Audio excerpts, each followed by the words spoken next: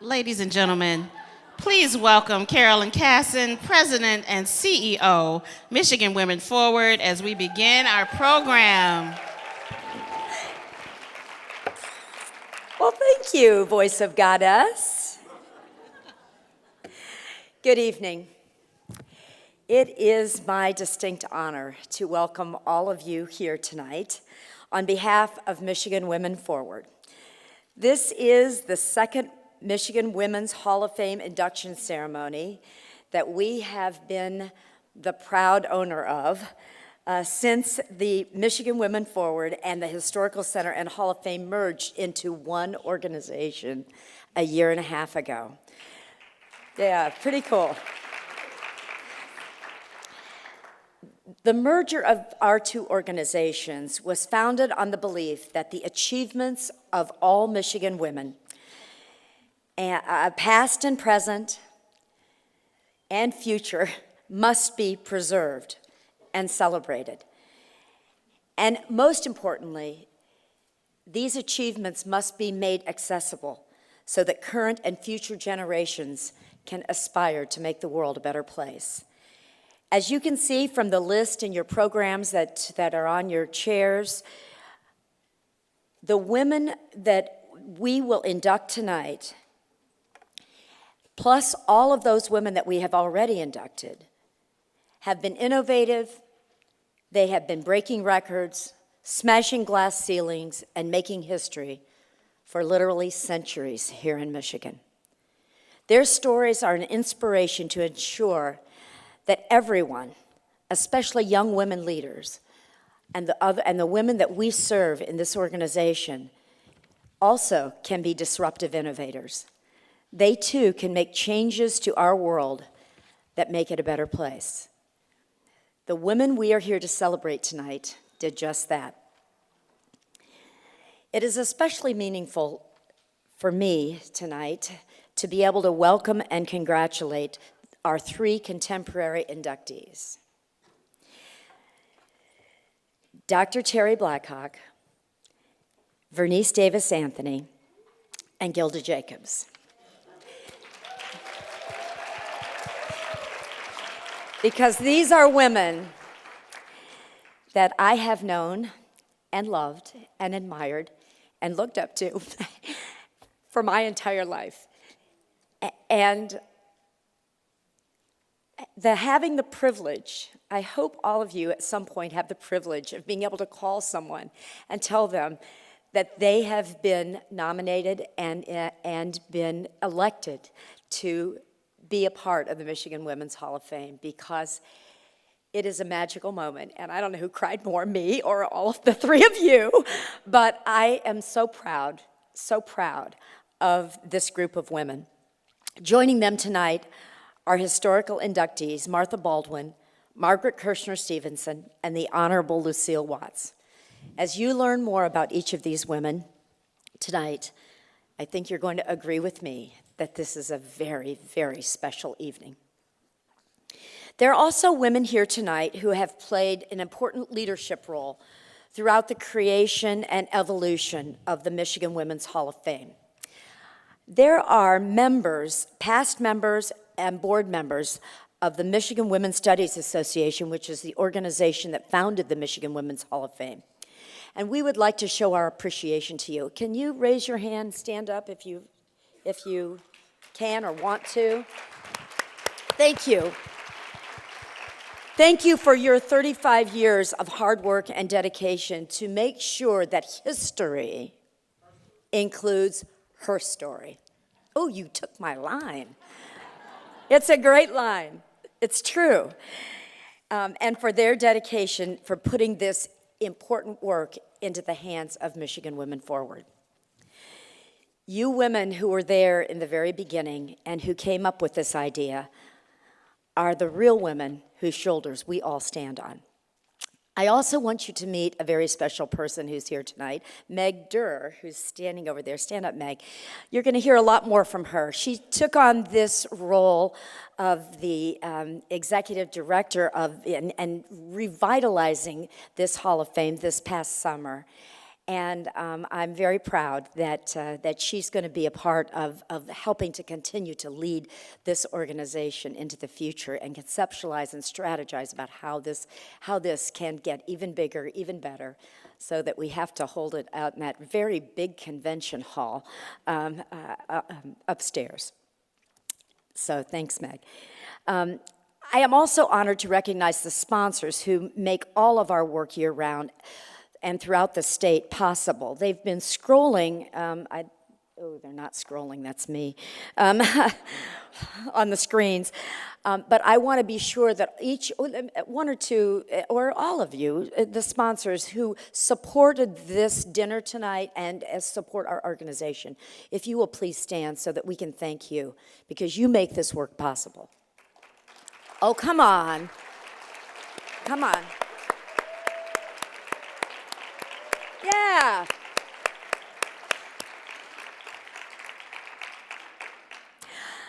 Also in the audience are generous donors, including the Power of 100 Women and Power 2.0 support groups. I want them to stand so you can see who they are. These are the women who support this organization year-round. Power of 100 Women, yes. All right. Now, next year, I want there to be 100 of you in this room, all right? Without their time, talents, and financial support, MWF could not do the work that we do every day. Okay, now I promise to be very brief, but I want to be sure that all of you, many of you who are new to Michigan Women Forward, know what we do with the support that you give us. The brochures that were out there on the tables, if you didn't pick one up, please pick one up on the way out. Tell the whole story, that long accordion fold, tells the story in detail of what we do. But I just want to tell you a few brief things about this. Because in addition to honoring incredible women who change our lives and the lives of every woman here in Michigan, we do several other things. First of all, we are well known for our entrepreneurship program and our micro-lending program. Through this initiative, which we call Women Up, we have invested nearly $4 million in 245 women over the last 5 years who had no access to capital that wanted to start or grow a business. As a matter of fact, this morning, over in Grand Rapids, which is why I seem a little tired tonight, I might, we made 7 new investments this morning at our Grand Rapids Women Up and Pitch competition. Next week, we'll be doing it in Detroit and in Jackson, so please come and see what incredible women are doing to start businesses, that your dollars go to invest in those women and make sure that they have the resources that they need to start a business. We also have a series of programs aimed at developing the next generation of young women leaders. We call it You Go Girls, the unstoppable generation of girls. They continue to grow and become more impactful every year. Following our residential camps at Oakland University, Wayne State, Calvin College, and Grand Valley State University this summer, the middle and high school girls were surveyed. Please let me just read to you a couple of my favorite comments from these girls. I really enjoyed the experience this summer. It showed that I, even as a girl, can be confident, strong, and independent. That's what we're trying to teach them, right? We learned that no one can stop you from your dreams. I learned how important sisterhood is, and that women should always find other women to help them. I learned never to give up. I learned to be brave. I feel comfortable meeting new people now. I'm an introvert, so this wasn't easy for me to do. And my favorite, I now have an amazing network of women who can help me. That's what this is all about. Oh, one more. I have one more favorite that I wrote down, but it was on the next page, so I didn't. I had a ridiculous amount of fun, and I'll be back next year.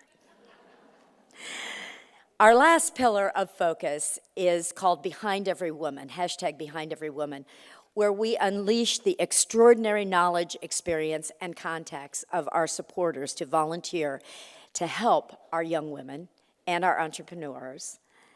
As part of that initiative, we have spent the last 5 years developing and leading an extraordinary campaign with Women's Hall of Famer, Kim Worthy, Wayne County prosecutor, and that is the Enough Said program. All of these programs are strengthened by the Her Story Museum, exhibits, speakers, and, of course, our Hall of Fame induction ceremony. So to get things started, we'd like to pause for a moment with a very special invocation from Reverend Faith Fowler. She is also, her day job, is the executive director of CAS Community Social Services, CCSS, a Detroit nonprofit which responds to poverty with programs for food, healthcare, housing, and employment. It's especially appropriate that Faith is here this evening with us because she is a 2016 inductee into the Michigan Women's Hall of Fame.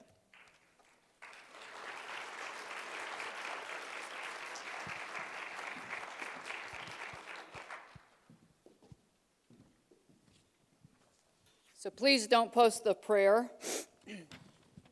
That was a joke. You should laugh. Let us pray.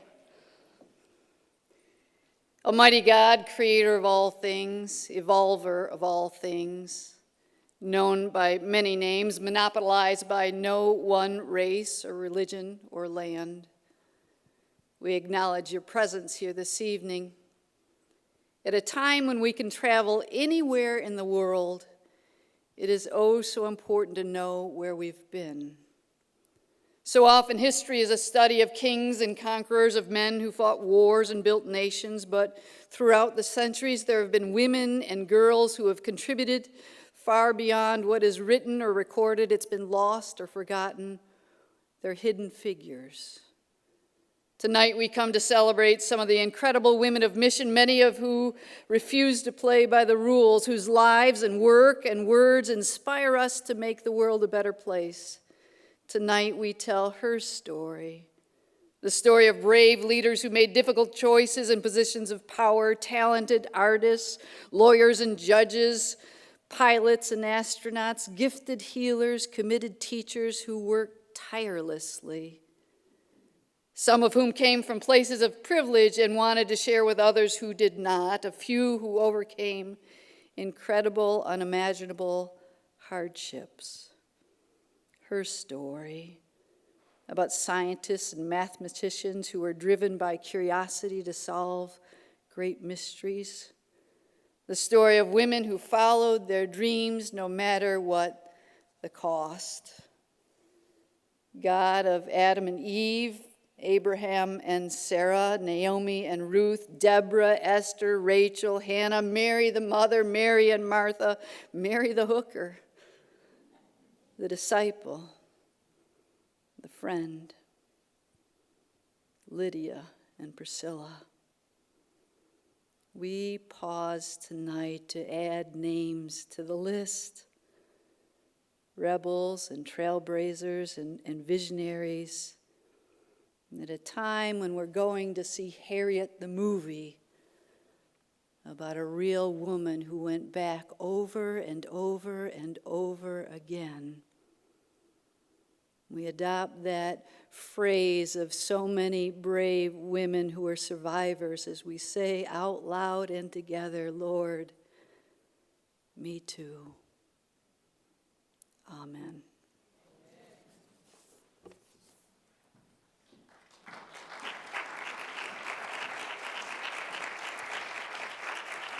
Ladies and gentlemen, please welcome Michigan Women Forward's Chief Operating Officer, Peg Talent.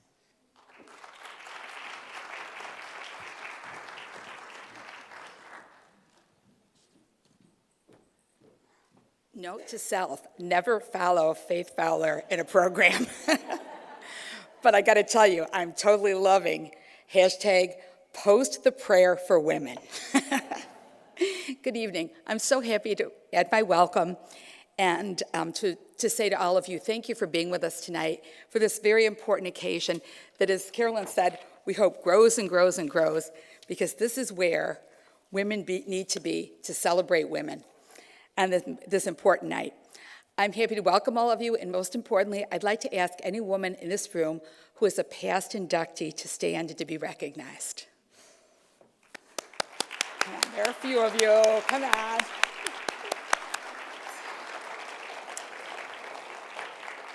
As you look around the room right now, you say to yourself, there are several hundred remarkable women in this room. What's the difference between them and the 6 women that we are about to induct tonight? These are women who are standouts in their profession, who've made notable improvements in their communities, who've stood for things that were tough to stand for, who stand for their families and their friends at all times. Many of them have won significant awards. For you to understand the inductees tonight, you need to understand the rigors of the process. This is a process that's been in place for a long, long time.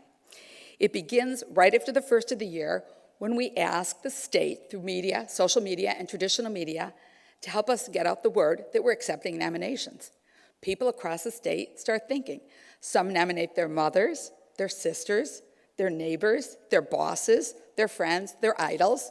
And I'm not saying those don't sometimes overlap, but they get together and they say, let's think about this. Let's think about really who's made a difference. The qualifications for nominations, and excuse me, I'm going to read these just so you really sort of get a sense. Distinctive accomplishments in a candidate's chosen field of endeavor, profession, or otherwise, contributions made of an enduring nature to social, cultural, economic, political well-being of the community, state, or nation, services given or commitments made that have significantly advanced the status of women in society, or qualities, characters, and personal ideals that would serve as a positive influence on the youth, as Carolyn mentioned earlier, and on the women of our state today and tomorrow. This year, 78 nominations were received, and all the forms were completed. They were beautiful. And we do 2 rounds of judging. 123 diverse women and a few very brave men from across the state read these, voted, did sort of a mathematical score that we then judge, and then we take the top 20 in each category, historical and contemporary, and we run them through the process again, and from that, the cohort that you're about to meet tonight emerged, the really creme de la creme. For you to understand the process, you should also understand that the judges represented 63 Michigan cities and 35 counties. That's the ideal, is that this truly is a statewide process, small democratic D. As always, it was a difficult decision because there were many, many remarkable women. All of us at MWF want to thank those who nominated extraordinary women, not just the ones that made it this year, but the ones you nominated this year, and they may be inducted next year. And also, we'd like to thank the judges who gave so much of their time. And if there are any judges or nominators in the room, we'd like you to stand and please join us in thanking them for their time.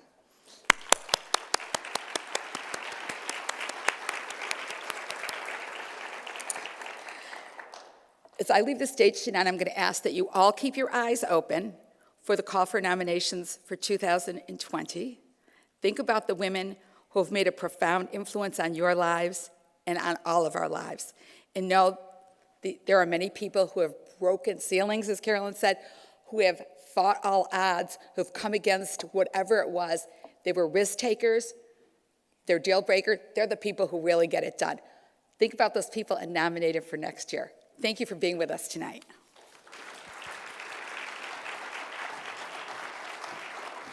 Thank you, Peg.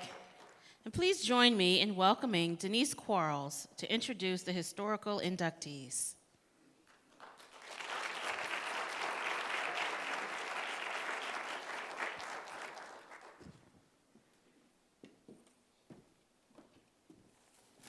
Good evening, everyone.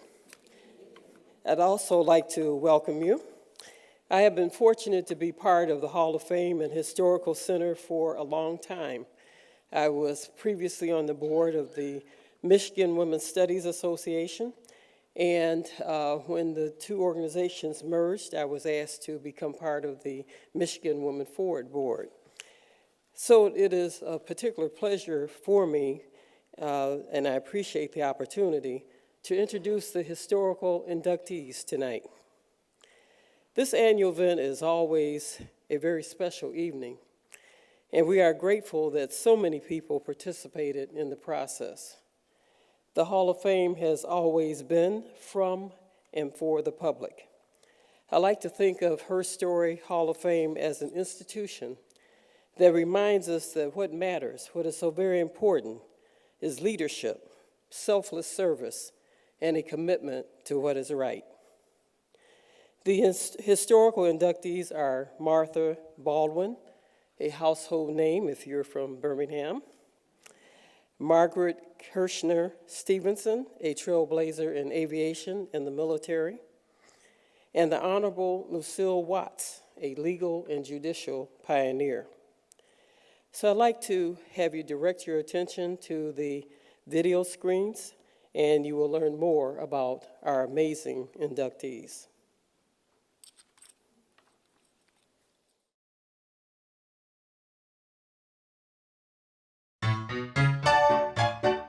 Martha Baldwin was an individual I wanted to learn more about. As I researched her life, I found myself admiring her qualities of unselfish devotion to her community, her activism, and her unwavering perseverance to achieve a goal.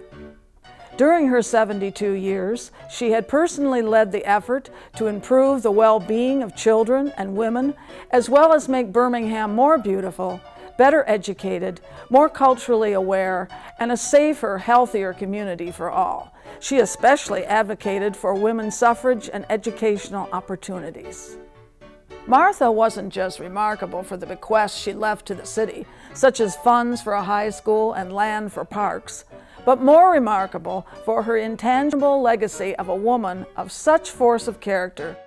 When Martha Baldwin died in 1913, the then small village of Birmingham mourned her passing. Businesses closed, and nearly the entire town attended her funeral.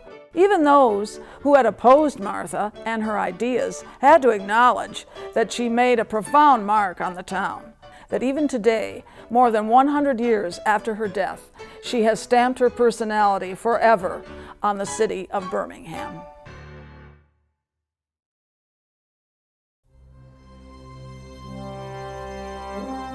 She started out aviation during college, actually. She had a love for flying. She heard about the WASP program after graduation and applied with 25,000 other ladies. The war was just starting up, and the military needed all the male pilots they could over in the theater, and they wanted to know if women, number one, could fly military planes the military way.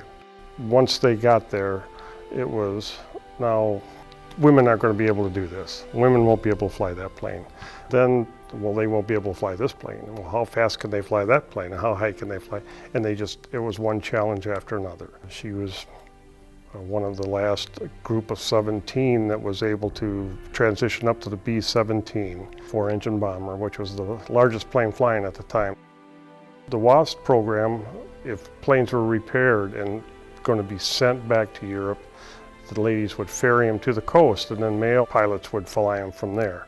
She stayed at the base and instructed and had to put so many hours on any repaired plane before she could check it off and they could take it back into service.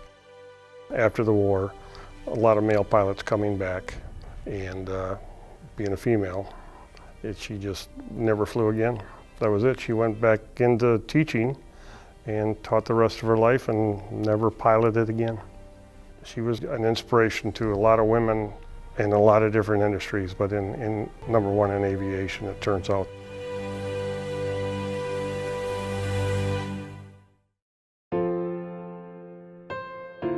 Judge Lucille Watts was the first African-American woman elected to a circuit court bench in the state of Michigan.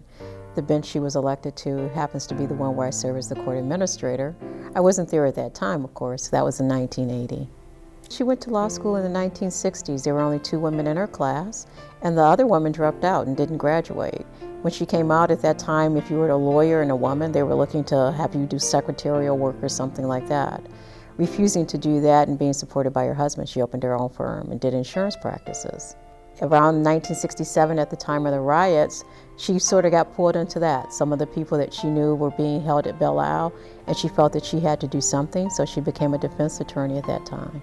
I believe at that point in time she became very aware that there's some injustices, there's a need for people to be on the bench. She ran for the Common Pleas Court, and then, like I said, later she comes to the Circuit Court.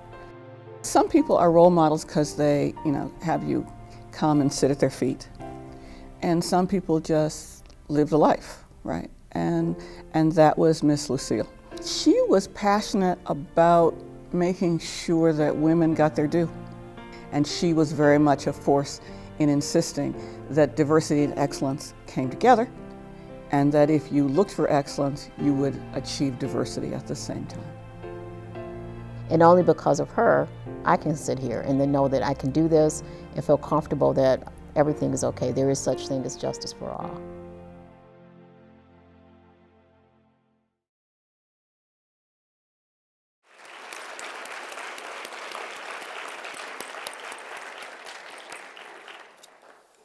As I call their names, may I ask the nominators to stand and be recognized for telling these amazing stories. Nominating Martha Baldwin was Linda Buchanan, Marjorie Sally, Mary Simpson, and Ann Cable.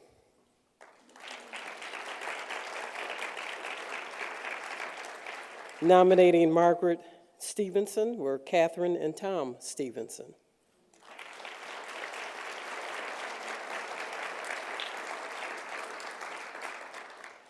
Nominating the Honorable Lucille Watts was Zanelle Brown.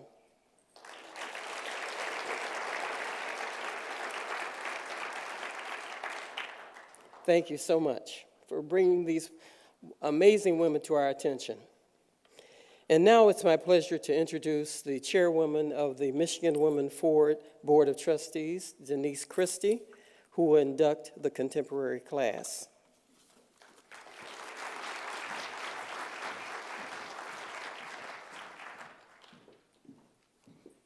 Thanks, Denise. Appreciate it.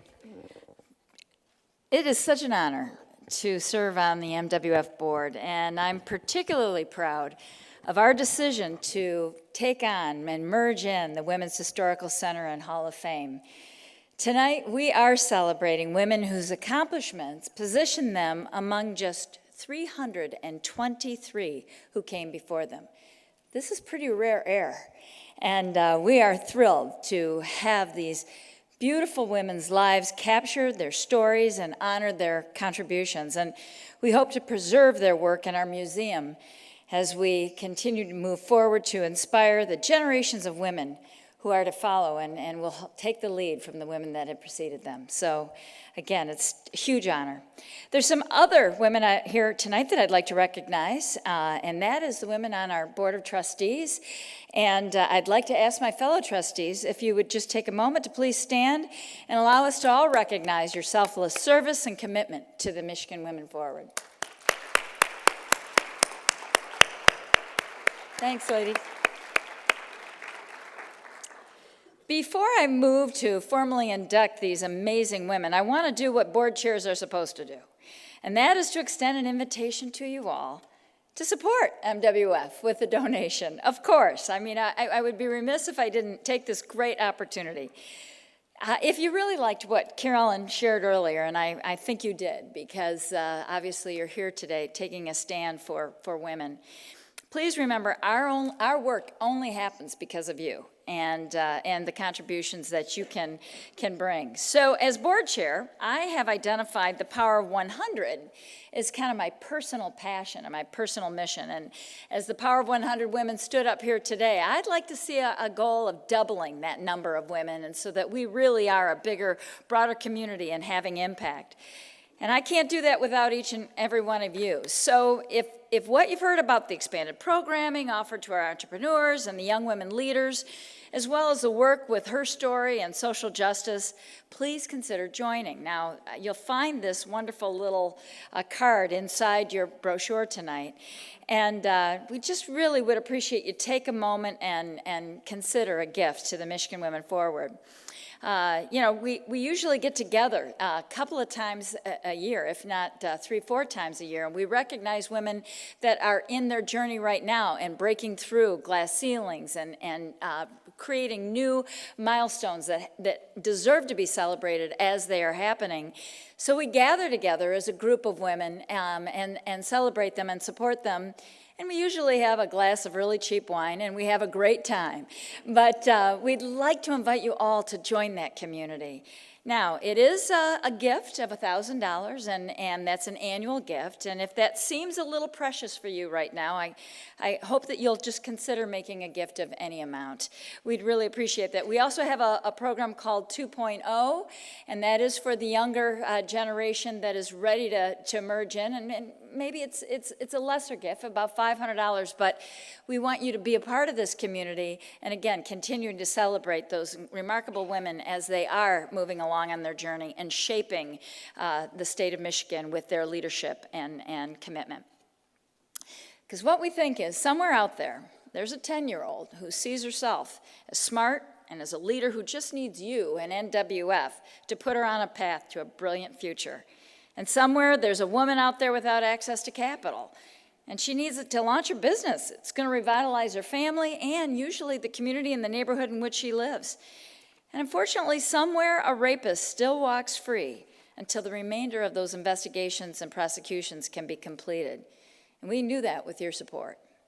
So join me in welcoming Ellie Drain, who is going to come back in, our resident millennial, because if you don't want to go old school and fill out the form, and probably nobody brought their checkbook, Ellie's going to show you a way to do this on the electronic version. So Ellie, take it away.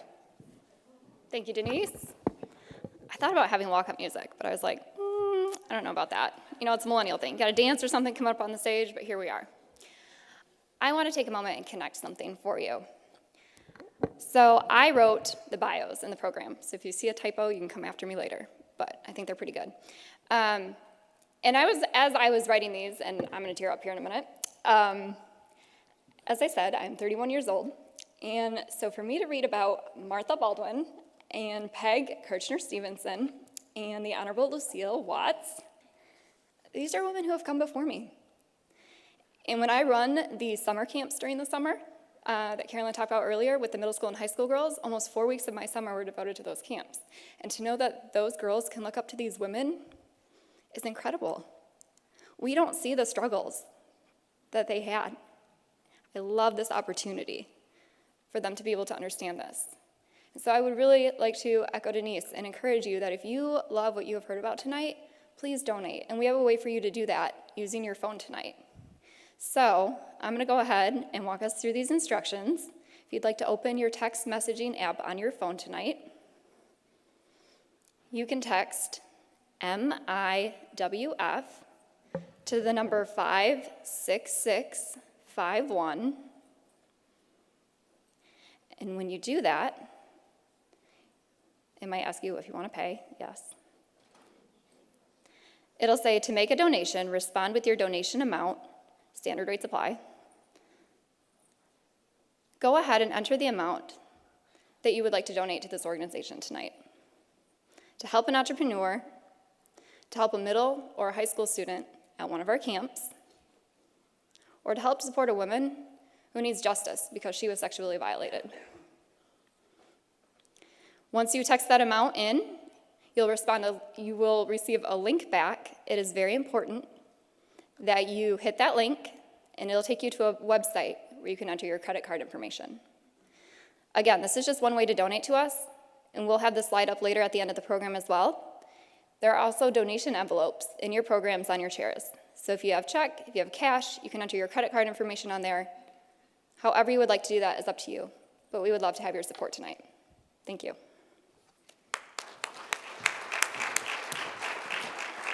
Are we in great hands or what? Is she just not a remarkable woman? Hey, thanks, Allie. Appreciate that.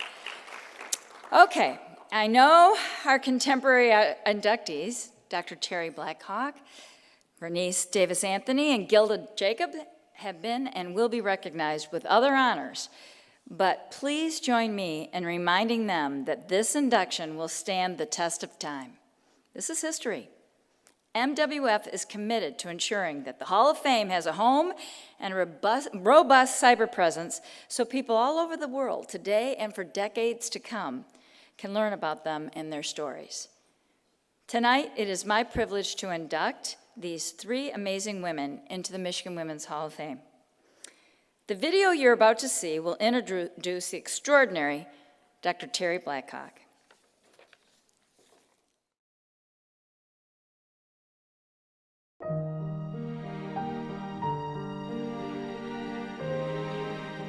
She's a poet, an educator, a mom, a grandmother, and a dear friend. She has always been vested in whatever group she's worked with.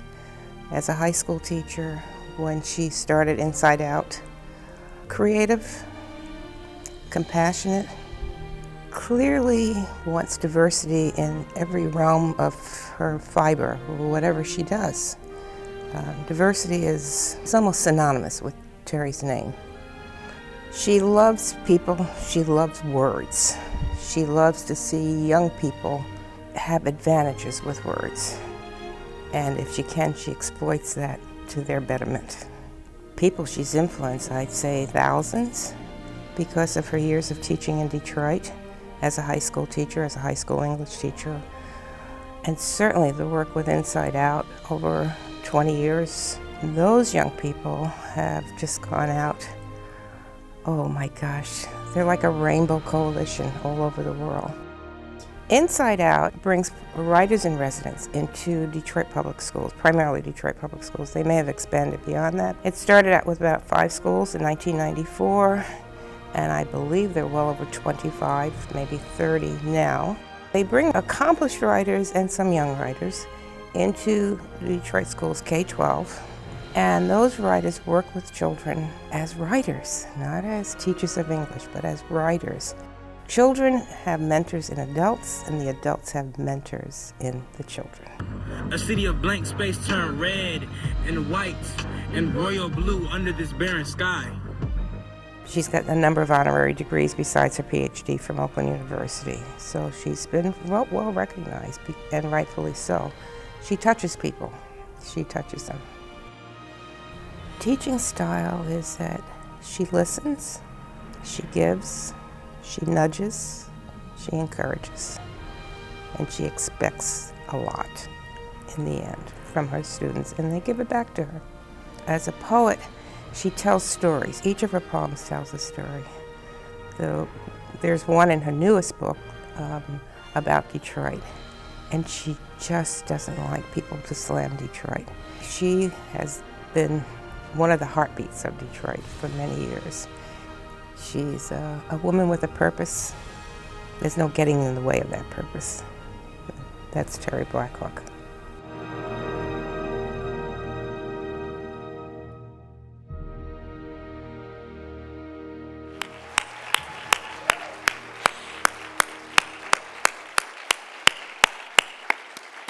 Terry, it's my privilege to induct you formally into the Hall of Fame. Come on up, Terry, everybody. All right.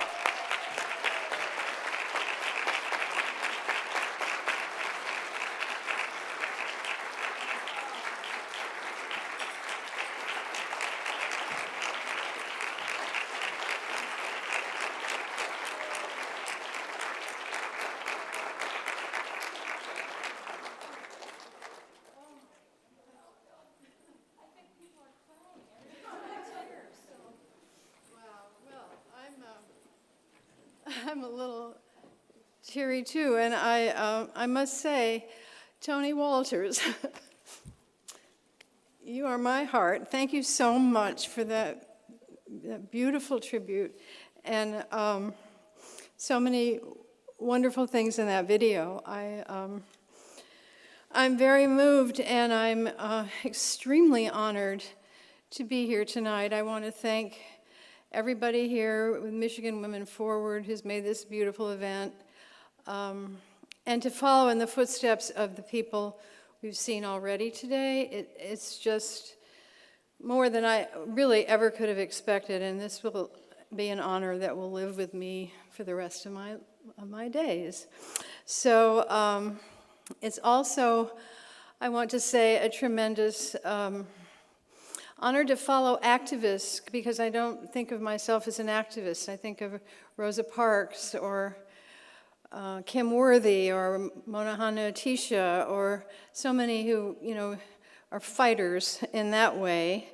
And I'd also want to acknowledge an early nominee, an early inductee, 1991, Jan Bendor, who was an activist for women's rights and was responsible to help ensure the passage of the criminal sexual conduct law, among many other important things.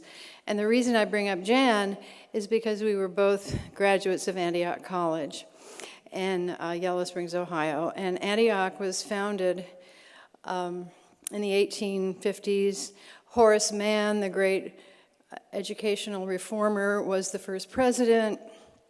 And in his first commencement address to the Antioch students, he said, "Be ashamed to die until you have won some victory for humanity."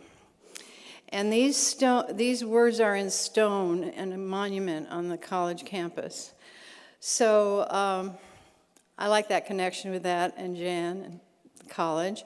When I started Inside Out, I would say that those words weren't necessarily foremost in my mind. But now that I look back on that incredible presentation of Inside Out Literary Arts Project and the over 50,000 young people that we have touched with our mission to think broadly, create bravely, and share your voices with the wider world, I think Horace Mann would be okay with that. Inside Out reflects my passion as an educator and my passion as a poet and my desire to lift up Detroit youth and ensure, as Langston Hughes would have it, that they too sing America. When we founded Inside Out in our pilot classrooms in 1995, the students voted on the name. And one of my students, Martinique Greer, she was a 10th grader, she said, "This means that we are taking what is inside us and bringing it out into the world." And the ability to share what's inside is what makes the difference in the student. It is the shy kid can become the charismatic performer. The engaged student is no longer the passive bystander. And Inside Out, as you can see from those marvelous clips, fosters such engagement. 10 years ago this week, in her introductory remarks to the National Youth Arts Humanities Program Awards ceremony in the White House, an award that Inside Out was receiving for our citywide poets, our lively, wonderful, funny after-school performance poetry. You saw some of them on the video. Michelle Obama concluded her remarks with these words. It's probably one of the highlights for me in the whole career. She said, "Perhaps one of the teaching artists from Inside Out Literary Arts Project in Detroit said it best. When you ask a child to dream, he will dream."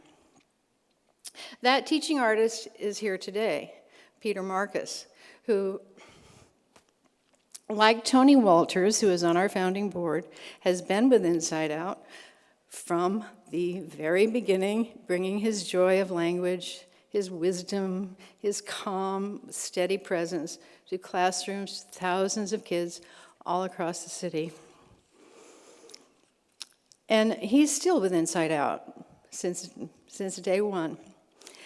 That's almost 25 years ago. I stepped down in 2015 after 20 years, but Mr. Pete and the incredible team under Suma Rosen, our new leader, is taking the work farther than I could ever have hoped. I hope Inside Out has been in the dream business for 25 years. We're celebrating our 25th anniversary coming up this coming year. I hope you will get to know us. I hope you will get to know us through the Facebook page, through the website, come to an event, fall in love with our students, give support, become part of the Inside Out family. It's a great story, and we need everyone to help out. And you may even come, and I'll end with one of my favorite quotes, the words of William Butler Yeats, the great poet, that education is not the filling of a pail, but the lighting of a fire. Thank you very much.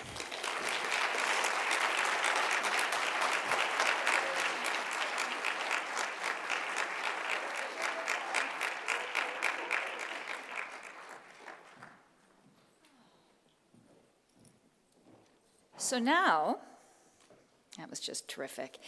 We get to learn about a woman that I've been in the healthcare industry now for about 36 years. And for as long as I've been in the healthcare industry, there has been a woman who has been trailblazing in healthcare and somebody that I too have looked up to my entire career.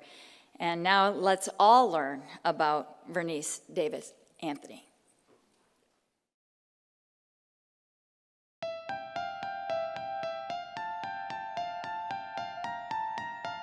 My mother is a compassionate and dedicated and purposeful leader. She has been focused on the health of the community even before I was born.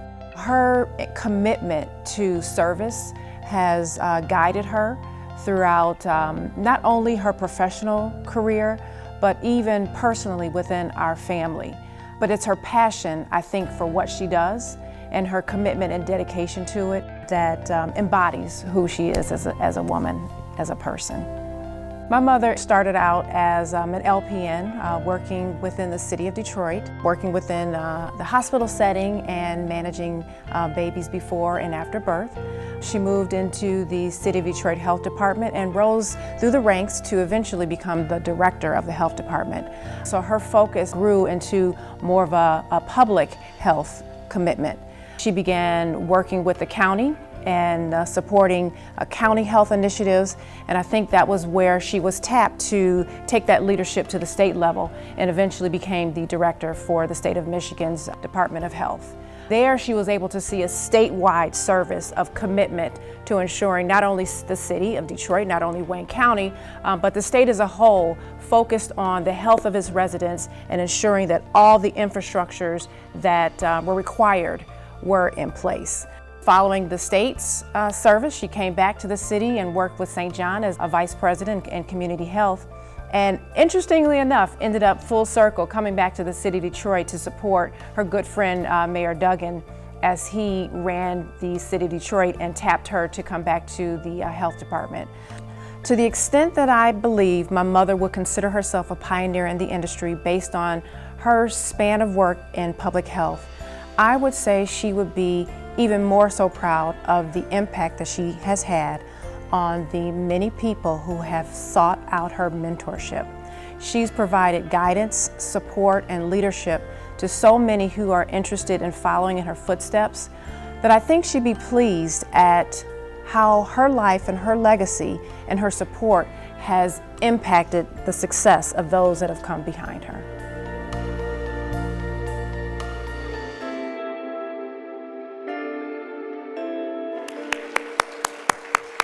Vernice, it is my privilege to induct you into the Hall of Fame. Come on in.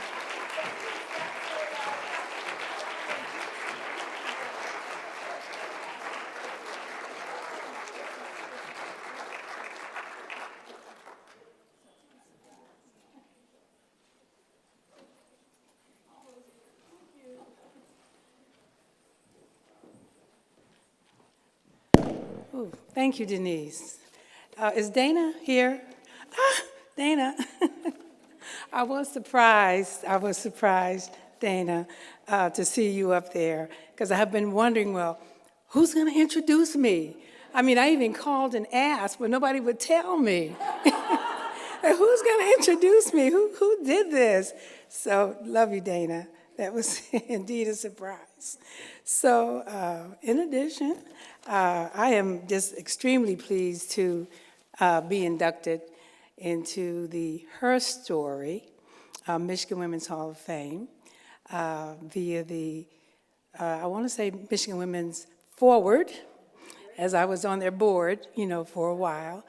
And like Denise, I've known Carolyn, I like to say when I first met her, she was a cute little blonde, and she still is. but very, very powerful. So thank you to Michigan Women's Forward, the board, and those that nominated me. As I looked at my other contemporary nominees, which is both Gilda and Terry, and all that they've done, I am extremely pleased to be one of the peers coming in with this contemporary group. And if you look at the past inductees, you will be overwhelmed with the caliber of women that now have a place in Michigan's history. And that's what's so fantastic about this, because we all work so hard, we struggle, and to know that there will be a record of that, not just of me, but from all these other great women whose shoulders I really stand on.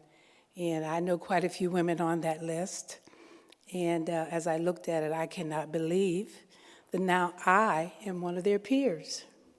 So it's amazing. So I really wanted to thank people that have worked with me over the years. I really want to thank my family, and so glad that they came out this afternoon. In addition to Dana, Dana's 2 kids, my 2 grandkids. Guys, stand up. Trey and Peyton are Dana's kids, and my grandkids. My sister Lenore, who's there were 5 of us kids, and now that we're all in our 70s, we did lose my sister last year. Lenore and I have become fast buddies, travel buddies, and having your sister as your best friend, you really can't beat that at this age. And I also want to introduce my son Todd, that came all the way from Chicago. And if anybody has seen me speak about grandkids, Todd has just delivered to me another grandbaby. And his name is Donovan. I think he's 4 weeks now, 5 weeks, 7 weeks, close enough. So I'm really pleased, and I really think that family, my family, and families of others in this community is what, we all count on and stand on.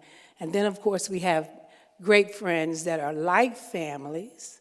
2 of my girlfriends are here that have been friends, I want to say, for at least the last 50 years. And somebody said, when you spoke, you mentioned the need to have your friends and friends of women. And that would be Cynthia Tagg, who's somewhere in the audience, from Ascension Health, and Deborah Whiting, who I know is also here. Girlfriends for at least 50 years, is very meaningful. And I also want to mention that I am a 2-time survivor of breast cancer. Having gone through that, and I could probably ask people to raise their hands, but I won't. I know I'm not alone. But having done that, and you get through it once, and then to find out it's back, and you say, oh my goodness. But what have I learned through that journey? And what I have learned is the importance of every single day. And anybody that's been around me knows how much I enjoy every single day. And I have believed, for many years, which kind of got me to where I am today, I think, that I could always make a difference. And one of my personal beliefs was that no matter where I was, I wanted it to be a better place when I left. And I just kind of carried that throughout my career. And in fact, my mother used to say, girl, you better stop leaving all them jobs. You want to stay one place and get a pension. You keep leaving, where are you going to end up? But here I stand. So that actually turned out to be okay. And I really want to close just by sharing what has driven me through these years. And to mention that it's not me, it's all of you, it's my family. I know I have folks here from the Greater Detroit Area Health Council and other places where I have worked.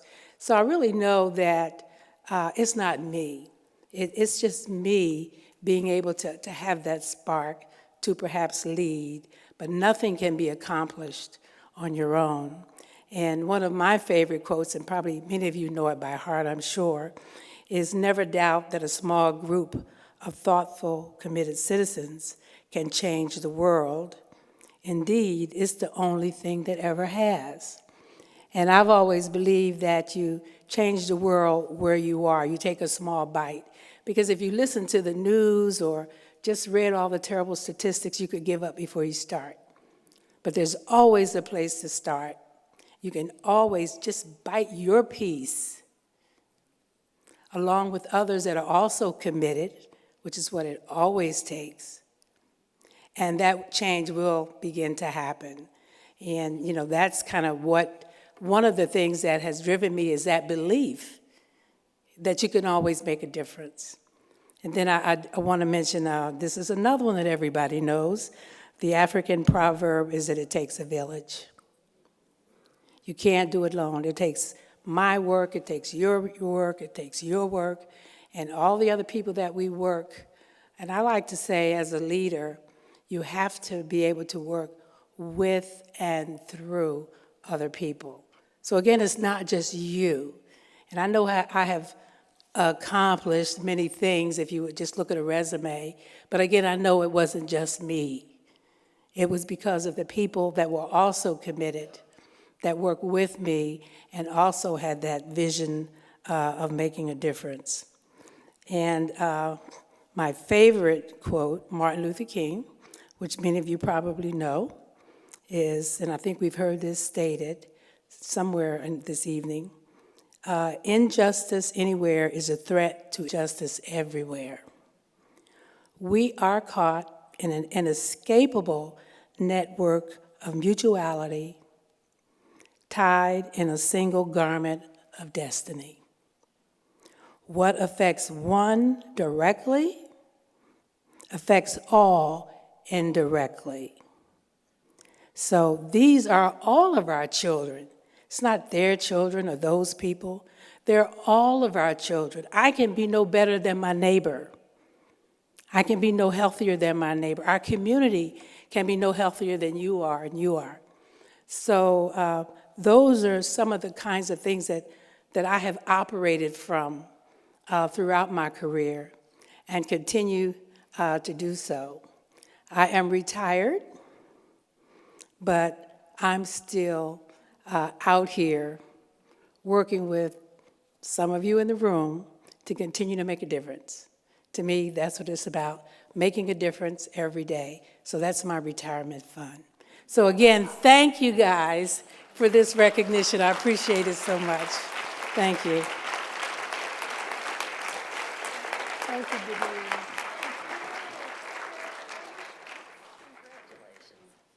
And check out those boots. I mean, come on.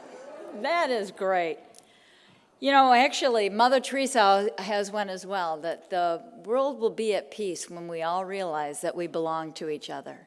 And I always love that. And we belong to you, and we are so blessed that you belong to us. So thank you. So last but not least, this video is going to introduce you to Gilda Jacobs. Gilda.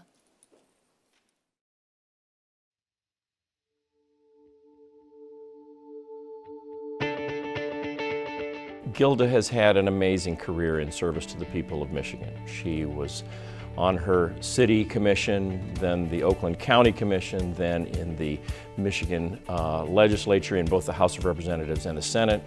And she has advocated for her entire life on behalf of the vulnerable and disadvantaged in the state of Michigan. Gilda has that drive, Gilda has that special something. I don't think you can teach it. I think either you got it or you don't have it, and Gilda has it. After getting her bachelor's and master's from University of Michigan, Gilda Jacobs worked with special needs children in the Madison Heights School District. And then she worked for 15 years for JARC, the Jewish Association for Residential Care for Persons with Developmental Disabilities. In fact, people with disabilities have been one of the focuses of Gilda's career throughout. When she was in the legislature, she advocated for better funding for special education in our schools. And then she served in city government, county government, and in the state government. And unfortunately, in my view, she was term limited out of the legislature, but the legislature's loss was the gain of the Michigan League for Public Policy, which is the organization which she has headed for most of this decade as president and CEO. As president of the Michigan League for Public Policy, Gilda has continued that fight for those who haven't been as fortunate. And it's been an uphill battle because often public policy in Michigan and elsewhere in recent decades has tilted in favor of the very affluent. But we haven't won every battle, but with Gilda's leadership, we've been always in the battle, and we have won a few.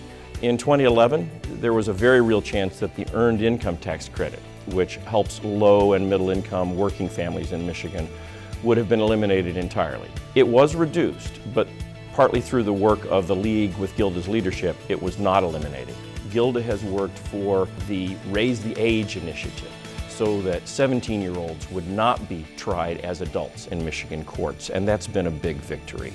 She's been a connector. She's been someone who has encouraged women and men, but especially women, who are thinking about taking the leap, taking the risk to go into a career of public service. It is a risk. Gilda took those risks, and she has encouraged other women to take the leap, to get into the fray, including Alyssa Slotkin, who is actually my representative in the United States Congress, who Gilda encouraged to run for Congress in 2018, and Alyssa Slotkin won in the Michigan 8th District. I think that the poor and the middle class are a little bit better off, and people with disabilities are maybe even a lot better off than they would have been without Gilda Jacobs.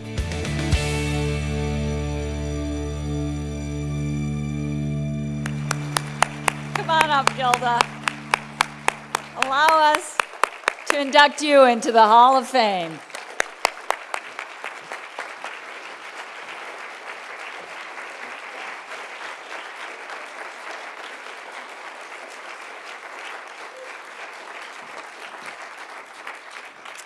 Oh my God, Charlie, thank you. Where'd all those pictures come from? I am so honored to be here with so many incredible women. Thank you to Michigan Women Forward. Wow, I'm really blown away. It's such an amazing video. So Carolyn Casson, when I asked her, do I have to make a speech, she said, yeah, but keep it under 3 minutes and be inspiring. So it's like, wow, that really gave me pause. And so I was really thinking really long and hard about what I was going to say. And I thought, you know what? I really wanted to reflect on who has really inspired me in my life. And that's really what I want to talk about a little bit. So I thought about, well, how do I put sort of my life in context?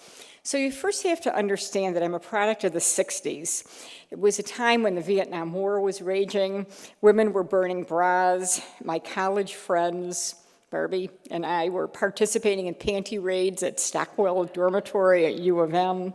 There were sit-ins for racial justice. It was, commonplace. The race riots in Detroit left my city in distress for decades. And all of these things really influenced my path to try to make the world a better place. And then I thought about my maternal and my paternal grandparents who came through Ellis Island from Eastern Europe. They were fleeing religious persecution, searching for the American dream. We talk about the immigrants, coming to America now. And my grandparents came, they spoke no English, they had no skills, no formal education. And I'm sure that in a million years, they never would have thought that their granddaughter would be, I'm a first-generation American, would be receiving the Hall of Fame, Michigan Hall of Fame, as an inductee. So then I thought about my dad, and my cousin Neil was talking a little bit about my dad. And he really inspired me to understand the importance of friendship and having close friends and people who you can trust with anything. And when I ran for office, he would often ask his clients to financially support my runs for office instead of paying his bills as an accountant. And my mom, she inspired me to work in a man's world and showed me that women can be successful and often even more successful than men. And my children, Rachel and Jessica's here with me tonight, inspired me to be the best mom I could be. And hopefully, in turn, I inspired them to be the amazing woman that they grew into. I'm inspired by my grandchildren, Jacob and Lyle and Ruby, who love me unconditionally, even when I fall asleep reading them a bedtime story. Happens a lot. And my husband, John, who always stood by my side. I was inspired by the support he gave me when I made decisions to take chances and risks, when I changed jobs or I ran for office and took on new challenges both professionally and personally. And I'm so grateful that you're with me tonight. And we celebrated 28 years of marriage this past June. I'm inspired. That's, these days, that's really a big deal. And I'm also inspired by women who were trailblazers in the legislature before me, like Representative Maxine Berman, who, among so many amazing things that she did, and I believe she was responsible for the women's bathroom at the back of the House chamber, because there were so few women, there was never a need to have that bathroom in the back of the chamber. And then Senator Shirley Johnson, I don't know how many of you remember her. She was my colleague on the other side of the aisle. She was very open about the family challenges that she experienced with her son who suffered from mental illness. And she took that passion and took her personal experience and used that to help lead the fight for mental health parity. And then the incredible staffs that I have been privileged to work with at JARC and the legislature and now the League inspired me every day they came to work, eager to change the world little by little to make it a better place. And Joyce was my boss at JARC for 15 years. You taught me how to be a great boss. I tell you that all the time, that it's true. But I think I am most inspired by my extended family of friends and coworkers, community, and sometimes strangers who have wrapped their love around me and my family when we have faced unbelievable personal challenges. And so many of you are here with me tonight, and we turned out an amazing group of folks. Thank you. And you've made me stronger and a better person every single day. So I've drawn on my experience, hopefully my inspiration. I pray in some way I have inspired others, especially women, to be change agents and to have compassion and patience and humor in the process. So thank you once again for this incredible honor. And Laura and Alex, I know you saw these notes, but you can use this speech in the next First Tuesday if you want. So thank you.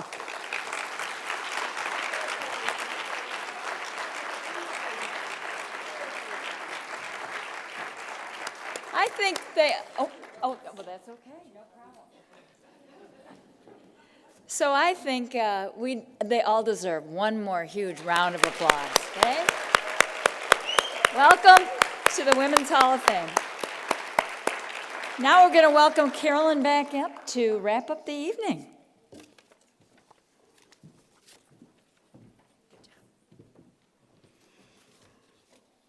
Well, I don't know about you, but I'm inspired. Thank you. You all knocked it out of the park. Thank you, thank you. Of course, I always forget something, as you saw when Peg rescued me for not having said something. I also forgot to thank Comcast. Are the Comcast people here? Yeah, oh, it's in the back? Come on. Comcast donated all of these videos as their contribution.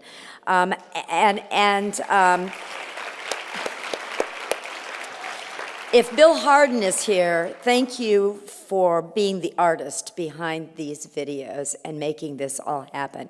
This entire program is going to be on Comcast by demand. So get that word out there. let's use this to inspire, to inspire all of us for the rest of this year until we can do this again next year. So we want to just simply say thank you for being here tonight with us. Thank you for validating the fact that standing up and being together and sharing the lives of incredible women makes us all better, it makes us all stronger, it makes us all more courageous. And without you, we could not do it. And so we really appreciate that. It is our belief that this is the most important thing that we do, is to tell each other what we've been doing, how we've done it, and help the next person to be up here next year, because they are doing wonderful things, and we need to recognize them. So good night. Drive carefully. We look forward to seeing you at next year's event, which will be in a much, much larger room than this. And come to some of our events this year. Take out your phones before you leave and finish that, because I know you were listening and you were not finishing some of those all those things that Ellie told us to do. What else did I forget anything else, Peg? We're good. Okay. On time and under budget. Good. Thank you. Good night. Let's do some pictures and give them to these guys.